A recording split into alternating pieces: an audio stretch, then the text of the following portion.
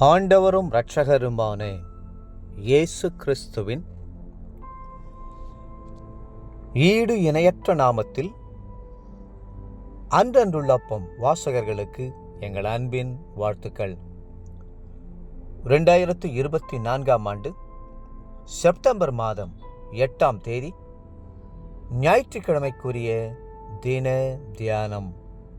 இன்றைய தலைப்பு தேவ தூதர்களின் பணி. 91ஆம் சங்கீதம் 12ஆம் வசனம் சொல்லுகிறது, உன் பாதம் கல்லில் இடராதபடிக்கு அவர்கள் உன்னை தங்கள் கைகளில் ஏந்தி கொண்டு போவார்கள். வேதத்திலே 91ஆம் சங்கீதமானது ஒரு மகா ஆசீர்வாதமான சங்கீதமாகும். இதில் 1 முதல் 13 வரை உள்ள வசனங்களில் அடுக்கடுக்காக கர்த்தருடைய வாக்குத்தத்தங்களை காண்கிறோம். வரிசையாக எண்ணினால் 15 வாக்குத்தத்தங்கள் அங்கே அடங்கியிருக்கிறதை காணலாம். இந்த சங்கீதத்தில் 14, 15, 16 ஆகிய வசனங்களை வாசிக்கும் போது அங்கே கர்த்தருடைய உடன்படிக்கையும் அதனால் வருகிற 8 ஆசீர்வாதங்களையும் காண முடிகிறது. ஆகவேதான் இந்த சங்கீதம் எல்லோருடைய இருதயத்தையும் கவர்ந்து மனமகிழ்ச்சியை உண்டாக்குகிறது. அதே நேரம் சாத்தானும் இந்த சங்கீதத்தின் அடிப்படையில் இயேசு கிறிஸ்து 40 நாட்கள் உபவாசம் இருந்து வனாந்தரத்திலே தனியாய் ஜெபித்துக் கொண்டிருந்த போது 12ஆம் வசனத்தை கொண்டு அவரை சோதிக்க விரும்பினான்.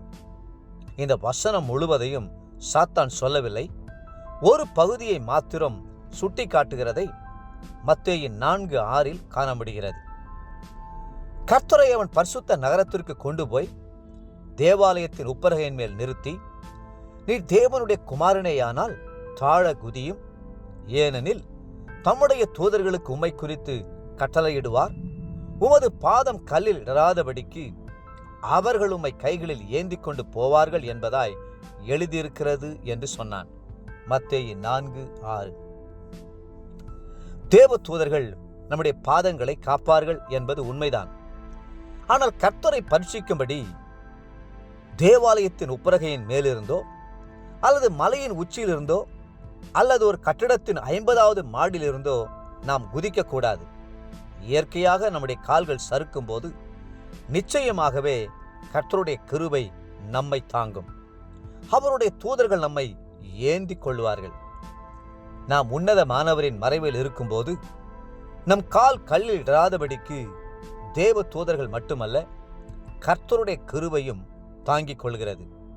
சாலமோன் ஞானி சொல்கிறார், என் மகனே, மெய் ஞானத்தையும் நல் ஆலோசனையும் காத்துக்கொள், அப்பொழுது நீ பயமின்றி உன் வழியில் நடப்பாய், உன் கால் இடராது.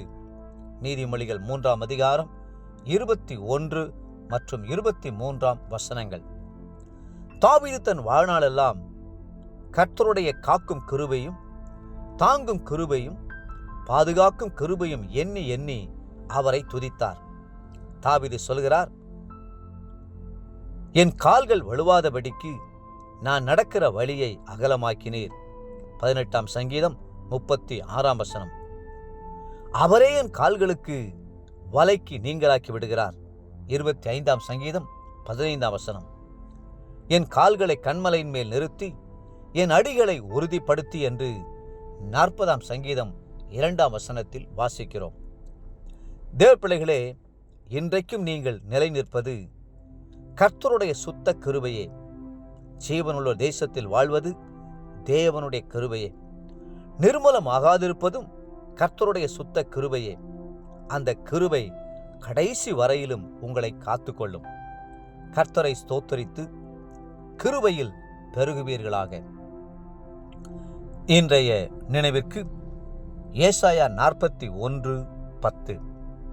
நீ பயப்படாதே, நான் உன்னுடனே இருக்கிறேன், திகையாதே, நான் உன் தேவன், நான் உன்னை பலப்படுத்தி உனக்கு சகாயம் பண்ணுவேன், என் நீதியின் வலதுகரத்தினால் உன்னை தாங்குவேன்.